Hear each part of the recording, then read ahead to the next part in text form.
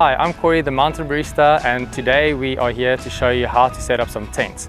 So I've got the Peak here. This is a 3-person, 4-season tent, and I've actually camped on the summit in snow in this tent, and it holds up really well in harsh conditions. So I'm going to ask Nick here to help me. It's just easier on a 3-person tent to have someone help you set it up.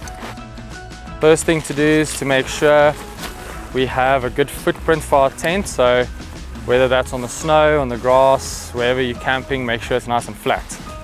Okay, so taking out the poles, we have orange poles and silver poles, and they're color coded so that we know where to put them. So we'll start setting up the orange and silver poles. So we're going to put the orange poles into the sleeves with the orange little color coded tab. And these sleeves are really awesome because what they do is it allows the tent to move in the wind.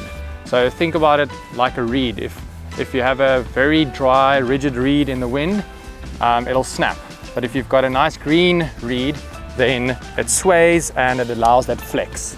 So the silver pole goes into the silver or the gray sleeve. Thread it all the way through. Sometimes you just need to guide it a little bit so that it doesn't hook, but for the most part, if you're 2 people, it's fairly straightforward and simple. I'm going to start with the orange pole. Nick's going to hook it on that side into the eyelid, and then I'm going to find the orange eyelid on this side and hook it in. Okay, I'll put this silver one up this side.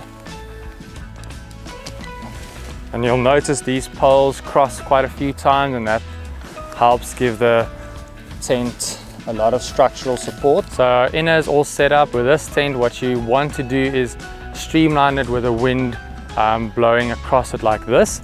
That way the tent has the most structural integrity. And then you've got a door on either side, and we're going to create a nice vestibule area with the fly sheet. So nice way that I like to put up the fly sheet is to locate the door, so one door on that side, one door on that side, and if there's no wind, just pretty easy to pull it over the top. So it's important to peg in all the pegs on the tent where you see the little loops for the pegs, and the one I have right here is going to create our vestibule area, which is great for cooking when there's wind. And then all the grey buckles clip into where the grey poles attach, and also tighten them nicely. This tent has 4 vents, which is really important for making sure that you don't get condensation on the inside, which can freeze during the night and actually create frost inside the tent, and this prevents that.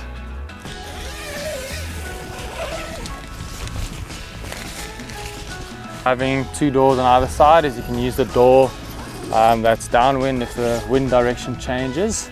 This tent once again has nice storage space in the corners. You've got these nice pockets, and then there's another hammock storage shelf here at the top for cell phone, a light, anything that you want to keep nice and handy. One thing about camping in 4 seasons is that you're probably going to encounter bad weather. So what's great about this tent is you can use the door to create some space to cook and make food out of the wind. So what I like to do is you can take a peg and you can pull this out this way if you want to.